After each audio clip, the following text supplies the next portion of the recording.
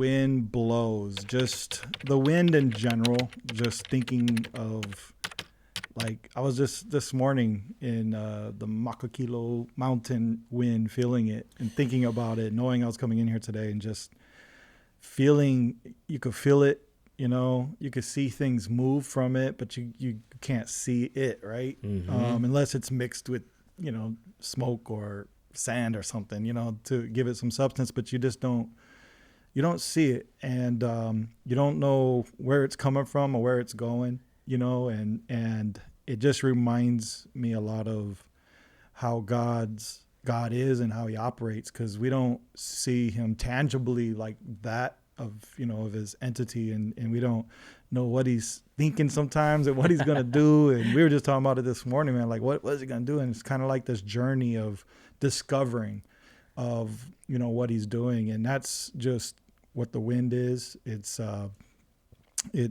got its origin and it comes across your path, and then if you join it, you can take it on, you know, you can join that journey with the wind. And a lot of times, you know, as we do with the boat references, being in a stream or anywhere, you know, even in the ocean, if you allow the sail and the wind to take you, you kind of can go on a really fun journey, a journey of revelation, you know, as you go, like, and being downloaded as you go. So this chapter, The Wind Blows, is just about the sail of our journey and discovering it as you go, you know, looking back and seeing where you've come from as well. And so, yeah, that's the essence of the wind. Yeah, visually, while you're talking about that, I'm just thinking about the stream and how the wind is such an interesting thing, because there's nothing like it. Like you said, it's invisible. You don't see it, but there's a force that's moving you, or that you can allow it to move you, or, you know, go with the flow and whatnot. And thank God for the wind, man, because sometimes it gets hot in Makailo and Kapolei and when you different said parts of the island, man. That wind could come in clutch. Well, when you said Makailo, I was like, yeah, it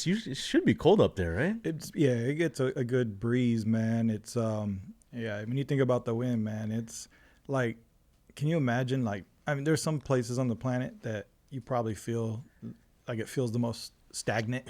No wind, and it's just like lower levels. Yeah, it's just for reference, Mount Kilo is kind of, it's in Kapolei-ish, but you go up the hill. For people that don't know, yeah, where our house is planted is exactly 1,000 feet. Is it feet? Yeah, feet above elevation of the ocean. So it's in a good, like, where a hill turns into a mountain. Me and my wife had this, like, kind of, you know, sometimes we do this resourceful journey of like, what's the difference between a hill and a mountain? It's 1,000 feet.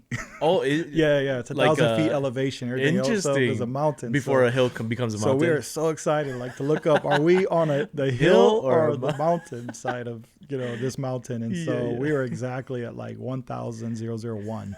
So we were like, we're in there. Hey, but I think at the bottom of our driveway is like 998. Yeah, so you're still on the hill. So when I get in trouble, she's like, you better go down on the hill. Yeah. No, she's never said that. But maybe she will.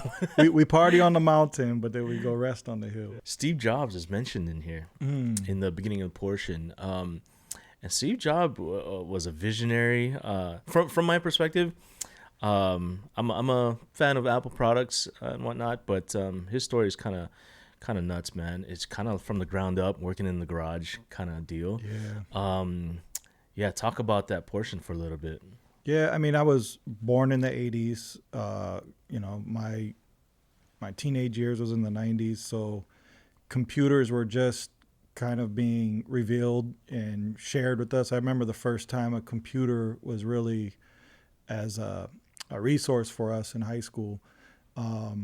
We would go into the library to try the internet and stuff. And, you know, actually, even before that, I think when I was in grade school, I remember they had us play this game. Maybe you might help me on this one, Michael, but it was like Oregon Trail. Does that sound right? Oregon Trail. Oh, see, yeah, we used to play Oregon Trail. That was like the game, man. Just the fact that we could play games at school, right? And so my dad, he was an entrepreneur, businessman, small businesses, and we had an Apple computer at home, and we had games like Dig Dug. You remember Dig Dug? No. I'm looking at Michael because I know he's same era. Oregon Trail is kind of like my I grew up with that. Yeah, it was just seeing the evolution of computers all the way to, when phones came out, smartphones and all these things, man. It's just like I love history. Like my mother, she loves history, and I bring her up because I noticed she always likes the background story of things, and so I'm the same way. Like, still to this day, when I watch a movie, in the middle of the movie, I'm on my phone, and Tiff will look like, well, man, why are you on your phone? I want to know like where they produced the movie, where's it actually being shot, like like where's the actor today? Like I just start going on this history journey. So.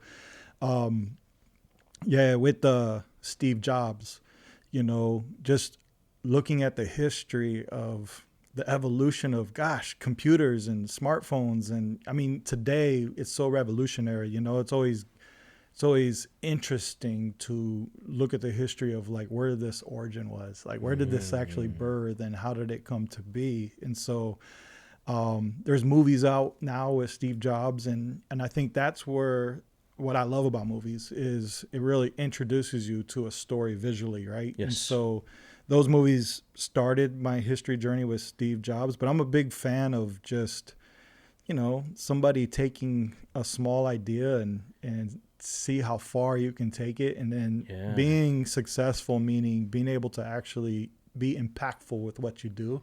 It was so impactful still to this day. I mean, just what we see with even AI on phones. I mean, this is like the evolution just continues and continues. So, I was a big fan of the origin and the history of, the evolution of smartphones and Apple and stuff. So yeah, he was someone I always look to as a business entrepreneur. And then his story in general too is just very it's crazy, right? Yeah. So I was reading that, and you mentioned that, because this chapter is about stepping into your calling. And with Steve Jobs, I don't know if he got fired or he left Apple for a little bit. Yeah, you got to let go, man. You got to let go. That from your own company. How is that even possible, bro? I think just majority of the shareholders, there gets a point where if you nuts. grow and you start, you incorporate and you get to a certain level and you got to spread out your investments and people and co-owners, and you have a certain percentage in the company, and you got to kind of do that to take some leaps, or at least it was a learning curve for him. Yeah. And there was a point where, they let him go, and he was outvoted, and you're out of your own company, and I don't forget the reason. I don't know if the movies were, fully true, but whatever the case may be, man, I can't imagine working, because a company is like a baby. Sure. So you're just sharing with me before, how you feel that anxiety with your baby. That's the same feeling entrepreneurs feel with the company that they're building for a purpose, right? Because it's not about just the profit or free time, because we're passionate and want to be impactful with what we're doing and want it to be purposeful. So when we're pouring all our energy, there is no time off. There is no energy. It's like you're pouring everything in you're shaping and creating and forming and trying to get this product or service to a certain point to be impactful. And I can't imagine you get into a certain plateau and you have so much more vision and want to keep forming and then all of a sudden your colleagues or those who are in partnership with you in the vision that's supposed to be from the origin say, hey man, you're going way out of the creative zone. We're trying to stay on Earth, you're in the moon. You know what I mean? We're not trying to hit the moon, we're trying to serve the Earth, and so you're out of here, man. That's right. That's great. And I think the perspective thing is coming back.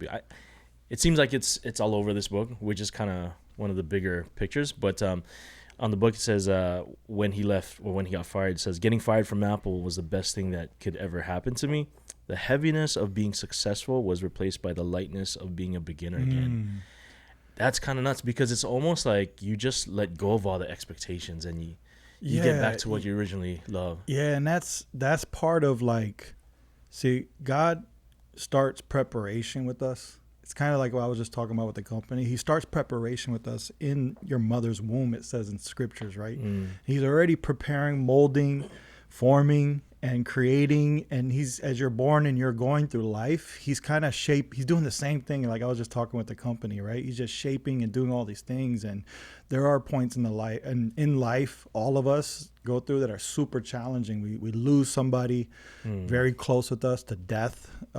We navigate, stress or anxieties or worries that come along and force us to do things. We make bad decisions in life that kind of have us decourse and do certain things. So as we're going through this path, God's continuously molding us and doing things. And then there's this point where he lost what he was pushing for. And this is how God, as he was preparing us through life, he also is parenting us now.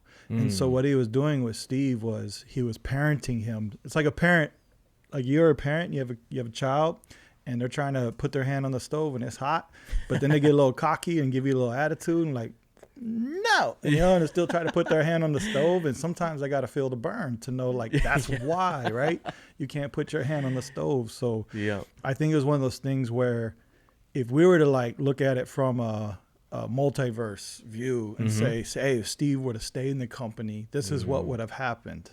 And we could see the end. And that's like the whole point of this book is like, we can't see the end all the time, but like if we could like see the end, you would look back and say, yes, thank you for taking me to the right. And that's what happened with Steve. I think he had this understanding afterwards, like I had to be let go.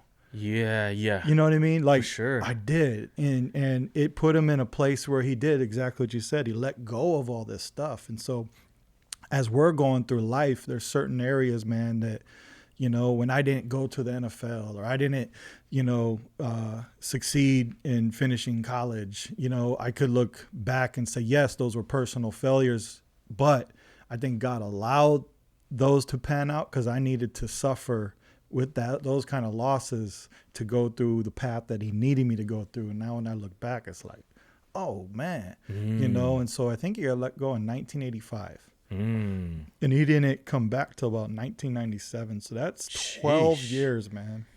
I can imagine what his thoughts were, because you don't know that after 12 years you'll be back, but the stress and the unknown of what's going to happen next, or is that even in your heart to try to get back to your company, or you know what I mean? It seems heavy on the mind. I think he let go. I don't know for sure, but I want to say he let go and just created new companies, Pixel and, next something, he just started building other companies and just kept going with his calling and his purpose. He knew what it was. Yeah. Was to innovate, to create, and so as he was being parented, once you go from preparation to parenting, now it's positioning. And that's what God needed to do. He wanted him back at Apple. He knew what he was going to do with him, but he had to position him. Yeah. Right in the perfect spot, his heart in the perfect spot. And that's when he got let back in, was when that time and God's time all aligned. And now it was like, boom. Yeah. Two streams, just boom. I love the parenting aspect because, when I watch Zozo, I take her walking and stuff, and like I'm aware of what's on her left or what's on her right, if there's a bike coming behind us or whatnot. But when the time comes, I slowly, if a bike's coming on the right side and she's walking towards that, I'll slowly come in and kind of like gently lean her to the left, knowing that there's something coming here.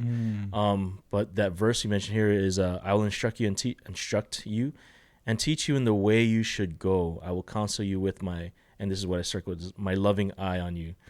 And it's like, I'm doing it because I love her and I don't want the bad things to be in proximity of her. And it's almost like that stove thing where it's like, you want to tell your kid no, but at the same time, it's like they're just, that this curiosity is innate in them where, they need to find out for some reason. And sometimes you just got to let them, honestly, just let them touch the hot stove. Sometimes we learn that way, I think like that as an adult. I'm like, man, I don't want to be the kid touching the hot stove. Like, I understand God allows things, but I want to use wisdom now. Yeah. To say, okay, because you said so, that's all I need. There's an analogy that I'm a fan of when it comes to, your calling. And I'm going to paint imagery, right? There's a door frame. Just imagine there's a wall and a door. It's open. And there's a sign above it that says, you were called, you were called for this. Come on in, kind of deal. And a lot of people have those intuitions, those thoughts, those pulls, like, I think I'm supposed to do this. I think, and they walk by this door a lot, and they walk by and it says, you were called for this. Come on in.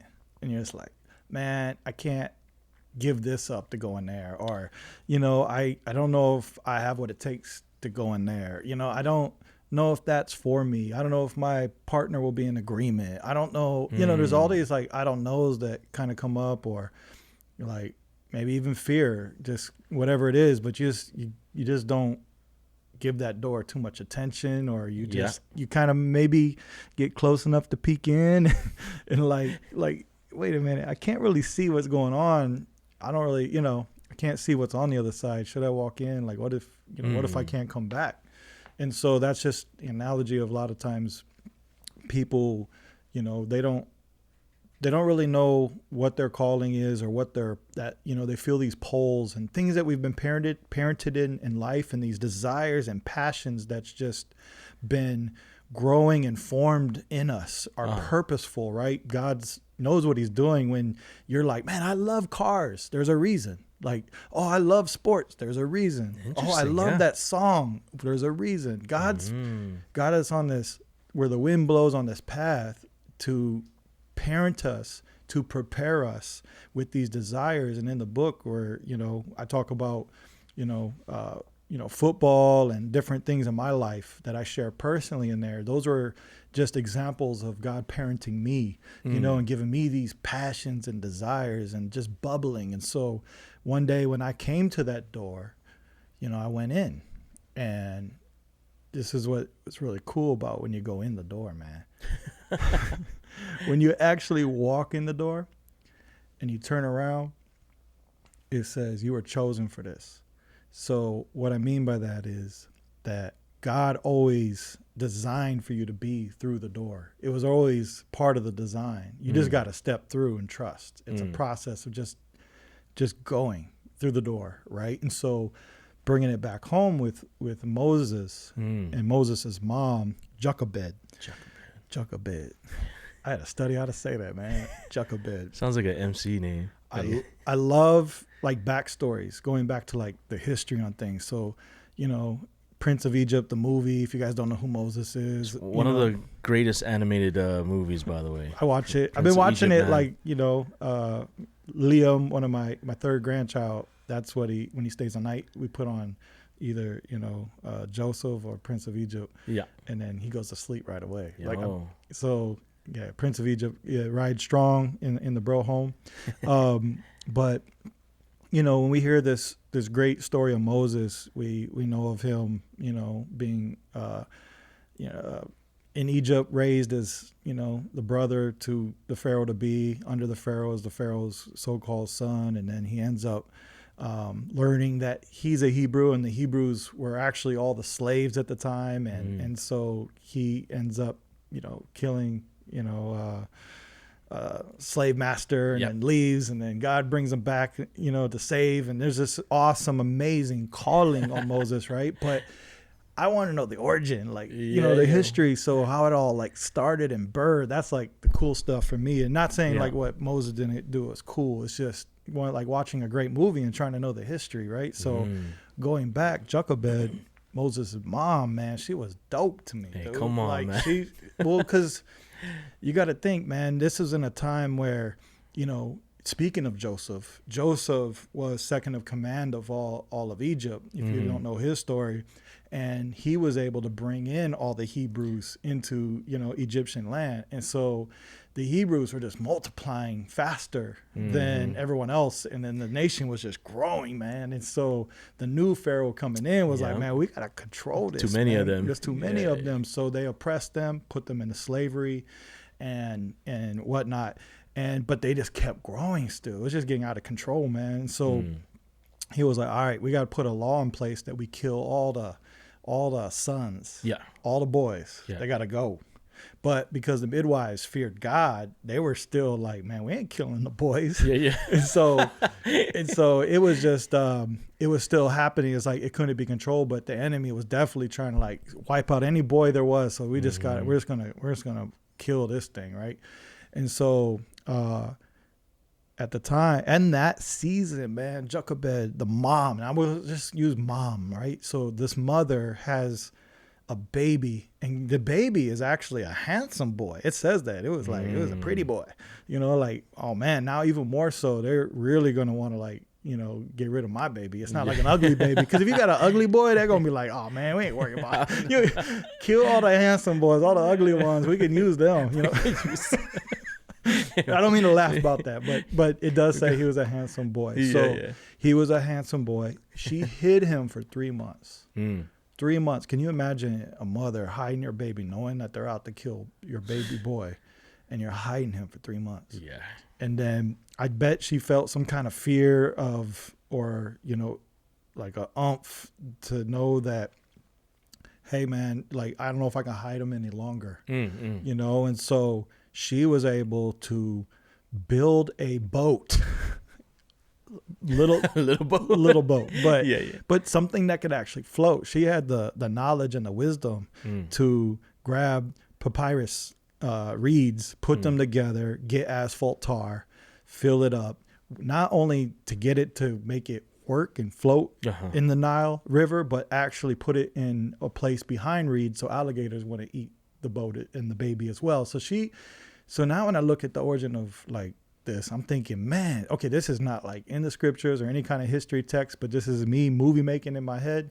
I was like, man, she must have grew up with a dad, you know, her dad was a fisherman. To know these little details. Like how the heck does she know like how to do this? It's not like Moses' dad came in and did this. This was Moses' mom. Right. That did all this. Like she gets all the cred, right? She's the one that so I'm thinking, man, yeah, dad must have been an accountant, you know, or he worked with money. He don't touch tar, you know. Right. Yeah. You know, and so mom, she just grew up with dad who built these they went fishing and they know how to make boats and they know where to hide when they did fishing because the alligators, so they just kind of knew the Nile. Knowledge. Yeah, she had the knowledge. I'm thinking, man, so here she was, she built this, and then she actually told, you know, Miriam, the sister, follow, I'm gonna put the boat in, put it in, boom. So when she made the decision, number one, to hide the baby, boom, build this little basket, let's call it, not a boat. Yeah.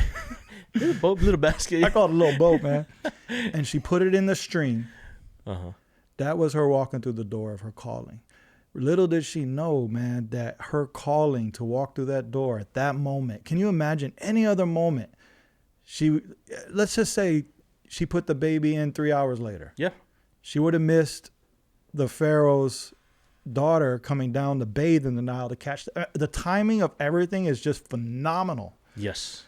And how God works with like he understands timing and parenting and everything he did in the back end with Moses' mom. Who knew that it was this day to put the baby in the Nile so the boat could survive the river of the Nile to reach the moment that the actual daughter of the Pharaoh, who is the command of all Egypt, would walk down and bathe and see the baby at that exact moment. Come on, man. So all the things she went through. Now let's look at her back end. Everything she was going through in life, the moment her brother beat her up, or the moment, you know, she didn't get, you know, her dad didn't tell her what she needed to hear that day. You know, everything she was going through, they had to move houses a few times. Think of all her parenting that she went through for this positioning moment. Yes. Is like what blows my mind. But at that moment, when Miriam goes down, and then Miriam is there to see the Pharaoh's daughter come down and say, oh, this beautiful boy, we should keep it. You know, I like this boy. It's handsome. You know, it's not ugly. Right. And then Miriam speaks out because they were like, oh, we need somebody to take care of the baby. Yeah. And Miriam, they don't know it's the sister, like, hey, I know somebody. And then brings mom right back. And in that moment, when mom actually gets to hear the story of the baby being saved and coming back, being able to nurture it, that's let go, let God, man. That's that moment, Ray, that she had to let it go. But you see what God did? Brought it right back, baby. Brought it right back. I'm stoked, bro. Let's go. So that's how our calling works. And when she got the report from Miriam came back, Mom, man, can you imagine that report, Ray? Mom, you won't believe it. The Pharaoh's daughter happened to be bathing at the same time that the baby was going by. And then Mom was probably like, oh, freaking out. Like, oh, no. Like, that's like, I just did the worst thing ever. Yeah. I'm hiding the baby from the Pharaoh, and I just gave the baby to the Pharaoh. Mm-hmm. And she's like, no. Remember, it's handsome. The baby's handsome. You don't need to worry. And so, because the baby was but she's like, Mom, look, not only did she have empathy and love for the baby and wants to raise the baby as her own, our baby that you had didn't have a name yet. The daughter of the Pharaoh named the baby Moses. I think Michael, name of Moses, means something found in the water, I'm guessing. I don't know, maybe we can look it up. We'll post it up. Yeah. But can you imagine the mom hearing the news from Miriam, the sister, to say, not only is the baby saved, but I got you to actually nurture the baby too. Dude, that's wild. Be there for your baby, And so at that moment, I think is when Jochebed was like, she knew she was called. She stepped through that door, that calling. And she knew she was raised for that moment to make that little basket. She just knew what to do. Mm-hmm. No hesitation. I know what to do. I got to do this, and this. And just out of faith, who knew where it was going, boom. But the moment she got called back and got to hold the baby again to nurture it was the moment she looked back at that door and said, I was chosen for this. And then you got Moses' story. Oh, Michael's got it. Drawn out of the water, saved from the water. Saved from the water, drawn from the water. That's what Moses means. So, yeah, that's why it was very important for me to share that story in the chapter. Because the wind blows, man. You don't know where it's blowing. She didn't know where where it was going to go, but the trust, the faith, the patience, was a big part of that. This is a business owner nugget, business owner to business owner. I'm partnered with my CEO is the builder of all things. And what that means is, he's got all the resources of all resources. He's the King of Kings. He's the Lord of Lords. So he's the builder of all things. He's got it all.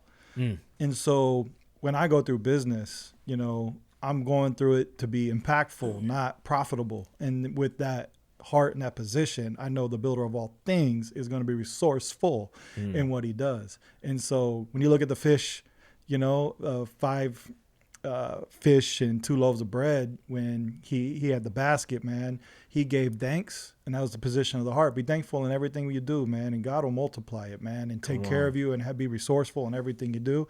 And even when you feel like he's not, he's got it. He's got the basket on the stream taking you where you need to be. Because if you really think about where Moses went, he went from 3 months of hiding to a baby and almost second of command, or he was like the son of the Pharaoh, in one of the richest lands of the time. So he had everything you could think of, and now I'm not giving you like a course here to say, hey, you can do this to get money, because God will he's not a bank account. You know what I mean? He's not that. But resourceful means he has all the resources, whether it's a person. I've been through house fires, man. I've seen the resources come in, and it's not money, man. Yeah. It's a hug. It's love. It's words. It's clothes. He's got the connections around the whole planet, dude, to give you whatever you need. It's not, money is paper, man. Yeah. Money is not even real. Think about it. Money is not even real. You have something, I have something to give, and we have to make up something so we can trust that transaction. That's what money is, man. Money ain't real. We got to stop thinking resources are like money. Business is money. No, business is a service. You're providing something, and you will get something in return. And if it's just money, what is that money for? If you don't attach like a reason to the money or what it's for, and you're just trying to stash it, God ain't going to bless that, man. Sorry, went on a. No, that's good. I mean, money ain't real, man. Like, if we keep looking at money as like the power and the resource for influence, man, we're gonna be lost because you're in an illusion. Yeah. You know. So that was just a business to business owner nugget, man. When you talk about builder, the title "Builder of All Things," man, I recently this what do you call this? What do you call it when something comes up and like revelation to me that came was, when we have titles, it means that you've earned this title because maybe you've reached some type of expert level on it. So to me, when you have a title, it means you're an expert at this. Builder of all things, you're an expert at building all things. You know the resources. Jehovah Jireh is one of God's names. Jireh is provider. I'm thinking in my head, you have this title, Lord, that means you're an expert. I don't know how you're going to provide for this, but he did, or he knows how.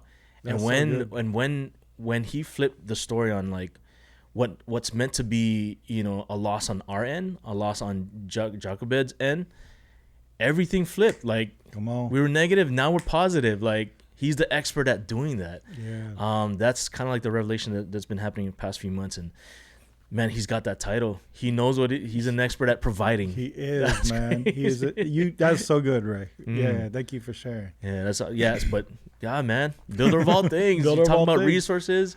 He knows where to put them, when to put them, and money is a blessing, man. Like it's not real, but it's also a resource, and not to ignore that. It's definitely a resource, man. But we cannot attach our hearts to this being the influencer and power of what we're doing. He is the influencer and power of what everything is happening, whether you like it or not.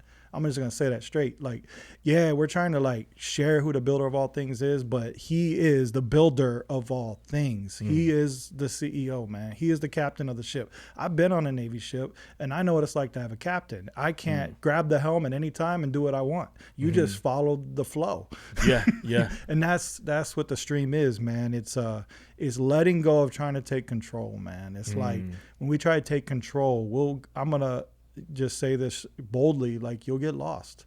You will. You think you're found, it's temporary. I'm going to use that word temporary a lot maybe moving forward, because every time you get a little gain and a little win, we should celebrate it, but it is temporary. You know what I'm saying? We're trying to focus on things that are eternal. And the builder of all things is trying to prepare you for eternal things. Come on, man. It's hard. I think it's difficult to think 10, 20, 30 years ahead. Because we're such we're just flesh, man. We think about instant gains or temporary, feelings and whatnot. We want everything now. But I believe the Lord, he's setting us up for long suffering is what I call it. Long suffering. I patience. Like that. It's I'm going through that a lot in business. It's especially a vision and a creative idea. You want to see it pan out really fast, but it takes time. And just like God takes time to parent us a product or a service, it takes time to continue to mold it, present it, get it ready for the perfect moment to where the market needs it and they can receive it. There's a lot of twists and turns with how you stepped into your calling. Can you kind of talk about that? Yeah. In this chapter, I share a lot of personal, backstories. And I share a lot of origin backstories for myself. So if you're wanting to go on to internet and look up Richie's backstory, I gave it now. Yeah, this is here. Yeah, it's here. So chapter 4, guys. Chapter 4. And if you were to hey Richie, what's your calling, man? I think my calling in life is I'm the guy at the door, with the sign on the above that says you were called for this. I'm the guy at the door as a servant trying to get you through the door. I'm like Ray, look, man, hey, I'm like that when you're in the mall. I'm that annoying guy that tries to get you to try the perfume to come into the store, or tell you about the new lotion product. Hey, come here, man, let me try. Smell that, man. I think that's the comical version, but I believe that's my calling, is the guy at the door who tries to encourage, motivate, educate, do anything I can to tell you it's okay to walk through that door, man. Yeah. You know what I mean? Real brief, Richie. there's another analogy or story about the shoe shine. Is that what was it? I don't know if that's true. Oh, I got to look it up because you know how sometimes you read stuff on the internet. But yeah. there you talking about that's Billy Graham. Billy Graham. It might be. It might be true, but Billy Graham. If you look at like what he's done for sharing the gospel or sharing Jesus to the world, it's like what's his origin? So I went and looked it up, and then hopefully it's true because but. The story I read, which would make a really good movie, is he was a teenage boy and he saw a revival tent and tried to get in. And he couldn't, and it was already packed and he's young, so it wasn't like people were just letting him in. And then there's this shoe shiner, who was there, and he was able. He actually took the initiative to grab Billy Graham and his friend and take them into the tent, and then that revival is what rocked Billy Graham's world. And from there is the rest of the story. But just thinking about that shoe shiner who wasn't even in the revival, was just outside servicing and working, and now you look at his whole backstory as a shoe shiner and everything he went through. You know what I mean? It's like it's all connected, man. And here he was this one day, he didn't realize the kid that he was letting in. And I look at my grandkids like that, man. I don't know who I'm raising in these 13, like one of them could be the tribe of Judah, like not literally, but like the tribe of Judah. If you don't know, that was a lineage of David and everyone that went down to Jesus, man. You don't know like who you're raising and who you're calling. So me personally, my backstory got me to a day where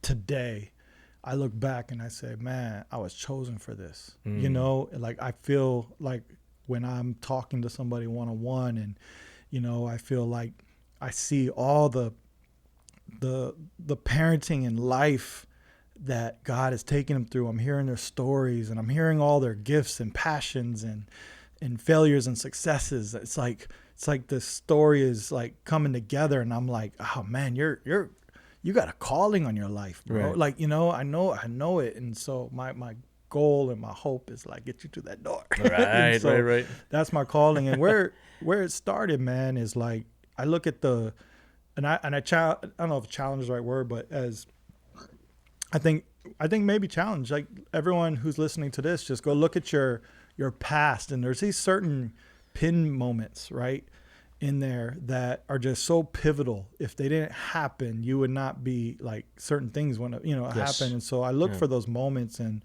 one of them I share with my mom and her backstory, and I'll let you guys read it, but my mom's backstory is really cool. And then coming to the day where she finally, she had the desires and passions to play a guitar, and then here she was singing for me, a little 3-year-old, and I heard her singing about Jesus, and I asked who Jesus is, and the way she sang Jesus, man, it wasn't like a religion or like some words off a book that she was just like reading and learning. She sang like she knew him more, like she had a closer relationship with this Jesus than my dad. So I was just like, who is she singing about? I want to know this guy, Jesus, because the way she sang, I loved how her emotions and how she, how I could just see her feelings when she sang. Like there was just like this love, and I was like, oh man, I want to know that Jesus, like. And so as a little toddler, I'm like, hey, I didn't say like this, like yo, who's this Jesus dude? No, I was probably like, who's Jesus? Like I want to know who he is. Like, and so she shared with me and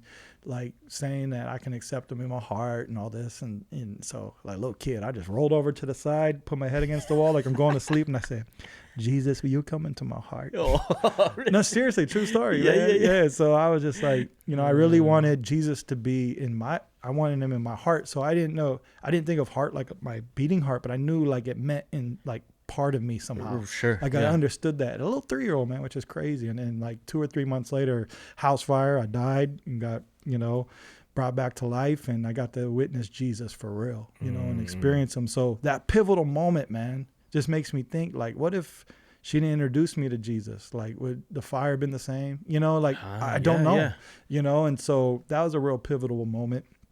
I think I share a lot of my football emotions and stories, and kind of that was really a scary moment for me. And just as a freshman in high school, I didn't like football. I was more into basketball and other sports, baseball. But my mom, who is still, kind of the parenting person of my life at the time too, was telling me I should try out for football. And, I really didn't want to. And I ended up trying out 6'2", played defense, and then God just took over, man. I guess, oops, I keep hitting the mic. God just took over, man, because I just keep, I don't know, man. It was fruitful, like everything. And I let people read the story of my football journey, but it was very fruitful, man. And I became, by sophomore year, I was a varsity quarterback, or invited to be the varsity quarterback. But the emotions of a sophomore, like some people would be like super excited for that opportunity. Whoa, I could be the varsity quarterback. I'm only 16, I'm a sophomore and be the hip man at the school, but me, I was a total opposite. Like, you freaking kidding me? Like, on a football field, I don't know the sport, and I'm going to be a quarterback. People are going to try to hit me. You know what I mean? Yeah. It was very barbaric to me. I'm more like swag and basketball and kind of like shake you and, do a layup kind of guy, shoot a three, but like to hit people and rah and all that. That wasn't your me, jams. Man. No, so it was just frightening, man. And I could have said no, but I wanted to quit football. Honestly, I remember sitting in my bedroom like, man, I want to quit this, man. Like,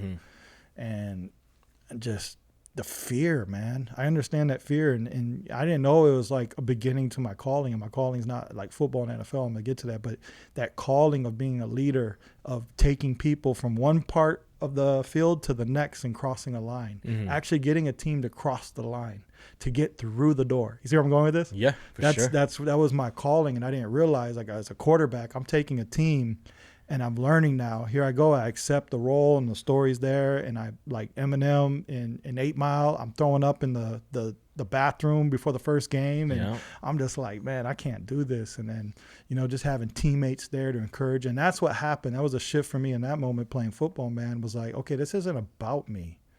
This is about me supporting my team. Yeah. And that's where it shifted for me. Like, I can do that because I've been parented all along to be that kind of guy. Yeah. So that was the moment I realized, okay, this isn't about, who cares if, like, I don't want to fail them. That's my motivation, but I don't, like, it's not about me anymore. Like, I got to be there for them. So that was easy for me. And that's when I realized, oh, okay, maybe this fits. This glove fits. Yeah. So when I stepped out on the field, man, I ended up breaking some quarterback rating record for a sophomore and quarterback, at almost 300 yards, had 3 touchdowns, and played the number 1 team in the state and lost by 2. Almost beat them. It was in the rain, so I think we had a little bit of advantage. It was God advantage. You got it. But God was positioning me to, be a quarterback in life, and in my calling to help people get across that line, get through that door in their calling in life. And so, I share personal stories, man, of my origin of even going through the company. I remember, or even military too. I think there was another pivotal point. If we're going to do points, there was a point where at A school, I was third in my class, and that's not normal. I'm usually like, there's 26 people. I'm like 24, and in 24 is like the guy who just got the D, or C. I'm like C level. I'm not D, but I always got by. And so the fact that I was third in my class was just like mind blowing to me. It was office administration school.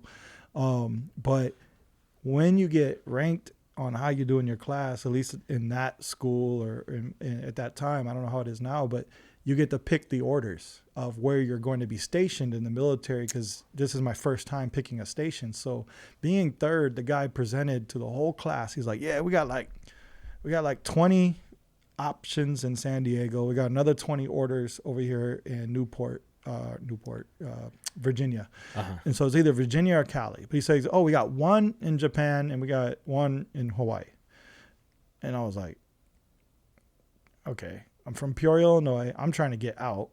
Like that was a desire that was placed in me. I'm trying to go to Japan or Hawaii, man. Yeah. Like, I guess, or I'll settle for San Diego. My dad's from San Diego. So I'm like, all right, cool. But I'm third.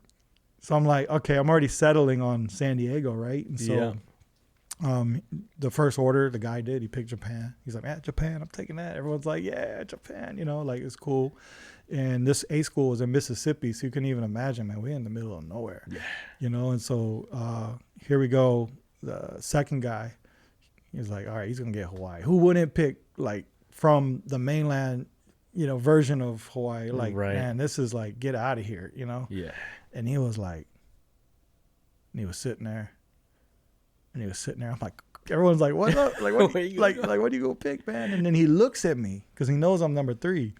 He's like, man, you owe me a 6-pack, man. He's like, Virginia. and I was like, he was like, yeah, my family's from Virginia, so I gotta go there, man. And then I jumped like I won the lottery, man. Like, I'm like, y'all don't even know where I come from, man. From Peoria, Illinois. I'm about to go to Hawaii, man. You know, so I was just like so excited, man. I just felt like I just won the biggest lottery in my life, because all my life of parenting, the desire and passion was get out, and I felt like I received that gift to get out, and I'm out now. And so now why I share that is my whole life, the next 25 years, here I am today. I cannot imagine it anywhere else on the planet. I can't imagine that when my baby was born, you know, here on the islands, if I didn't like have that pivotal moment, I wouldn't have that baby, my baby, to look in her eyes and say, so nothing could change. Yeah. No house fire, no any other me messing up in college, no anything. That pivotal moment when I could have gone to San Diego because my dad's from there and family, or pick you know, Hawaii. And so yeah, man, it's those pivotal moments, you know, I feel like if you look back, you can see God shifting and taking you through this journey. For sure. I think one of the things I underlined here was that, you know, God works in the background. God works in ways you can't see, and these little pivotal moments, you know, with football, you mentioned that in that era of your life, that pivotal moments, you learned the skill of leading with your heart, and that's something you can't just learn out of nowhere, especially in those situations. How it panned out, it's a portion they people definitely got to read to get a more a bigger picture of it, but it's where you learn to lead with your heart, right? Mm-hmm. And then that other pivotal moment of that guy, you know, being from Virginia and choosing to go home. That's just not random. I mean, that's God working in the background, and it's crazy. And you had a small joke with your mom. It's like you were chosen because what's that thing? Yeah, So the name of the ship that I got assigned to in Pearl Harbor, Hawaii, was the USS Chosin. Yeah, it's Korean war name with a CHOSIN, but the fact that it was like I was chosen to come out to the islands, and so the irony of that analogy is like you were called for this, but then I go on to this chosen ship to say, I was chosen to be here for whatever reason it is, you know. And that's, you know, I encourage everyone to look at their personal life like that. Like, you were chosen for something, you know, and look at where God's calling. There's going to be a day you look back and say, this is where I'm supposed to be. If you're not there, it's coming. I do believe that, man. And so. Yeah. And the one of the last things I want to say, Richie, is that on the last portion or last page of that chapter, it says to pay attention to these small things, because what could be, you know, ordinary actions to you could be a foundation for the future, the foundation for what you're actually called to be. But you want to close it up, bro? Yeah, it's positioning, man, for our purpose. I think when I say pay attention, it means, like, you know, don't disregard all the storms in life, because I believe God allows a lot of storms, and some of them are really hard, you know, but he's setting us up and positioning us for a certain moment that will just change course, you know, on everything. And so if you're not there yet, just be patient and pay attention, because it's coming, and continually look back on the history of what God has, you know, been doing all along. Even when it looks hard and it looks horrible, how come I got kicked out of my house and wasn't able to pay rent? That's not resourceful. That's not the builder of all things. Guess what? You're going to look back one day and say, you know, I see what he was doing. Yeah. But you're not there yet, you know? And so if you're still in that place of, you know, maybe blame or shame or whatever it is, I've been there too. And you'll get over that hump, you know, when everything pans out. And, you know, just keep doing, keep moving. Don't stay stagnant.